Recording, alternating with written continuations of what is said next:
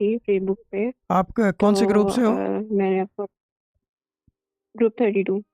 अच्छा, ये ग्रुप 32 की टेस्टिमोनी है, नॉर्मल। जी बोले। जी नॉर्मल।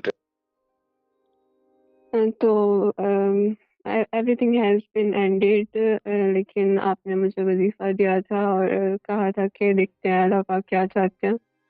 तो विद इन 15 टू 17 डेज मेरा दोबारा से कांटेक्ट हो गया था। हालांकि सब कुछ बिल्कुल टोटली एंड हो गया था, लेकिन वजीफ़े की बरकत से जो है वो सब ठीक हो गया। अल्लाह अल्लाह का शुक्र है, बहुत अच्छा चल रहा है। ठीक है, आपके यानी कि किसी के पसंद की शादी का चक्कर है ना ये? जी। हाँ, यानी कि एंड हो गया था, आप लोगों का रिश्ता ख़त्म हो गया था, अब ये कि रिश्ता बहाल हो गया है दोबारा। शुक्र, दैट्स गुड।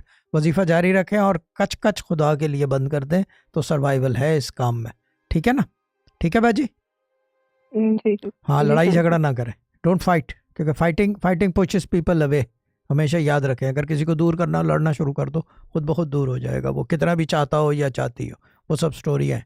ठीक है बाजी, डन।